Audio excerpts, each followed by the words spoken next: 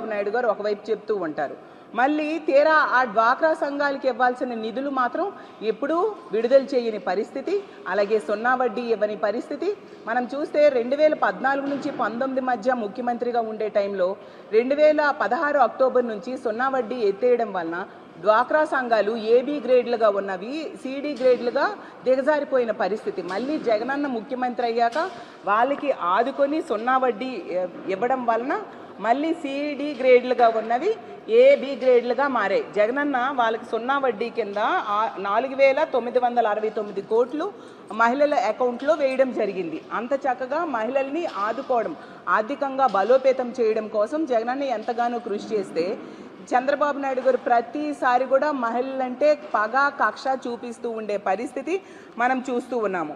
ఇప్పుడు ఇలా విద్యా రుణాలు పావలా వడ్డీకి ఇస్తామంటూ చెప్పడం ద్వారా మరి మేనిఫెస్టోలో మీరు చెప్పారు కదా పావలా వడ్డీ రుణాలు ఇస్తాను అని చెప్పి, అది 3,000 చెప్పారు. చూడండి, మీరు ఇచ్చిన మేనిఫెస్టో చంద్రబాబు నాయుడు గారు పవన్ కళ్యాణ్ గారు ఫోటోలతో ఇచ్చిన ప్రజాగలం మేనిఫెస్టోలో చెప్పారు కదా, స్వయం సహాయక సంఘాలకు వడ్డీ లేని రుణాలను 3 లక్షల నుంచి 10 లక్షల వరకు పెంచుతాను, పండగ కానుకలు పెళ్లి కానుకలు పునరుద్ధరిస్తాను అని చెప్పారు కదా.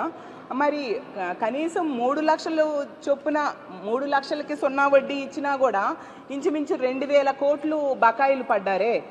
అవి కూడా ఈ రోజు వరకు కూడా ఒక్క రూపాయి కూడా వేయకుండా మోసం చేస్తూ పగ సాధిస్తూ ఉన్న వ్యక్తులు ఇప్పుడు పావలా వడ్డీకి ఇస్తాను విద్యా రుణాలు అని చెప్పడం ఎంతవరకు సమంజసం? డ్వాక్రా సంఘాలకి ఖచ్చితంగా సున్నా వడ్డీ అమలు చేసి తీరాల్సిందిగా మేము డిమాండ్ చేస్తూ ఉన్నాము.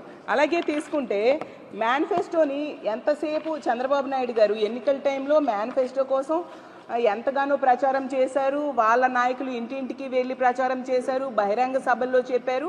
ఇప్పుడు తీసుకుంటే ఆ మేనిఫెస్టోని మర్చిపోయిన పరిస్థితి మనం చూస్తూ ఉన్నాము.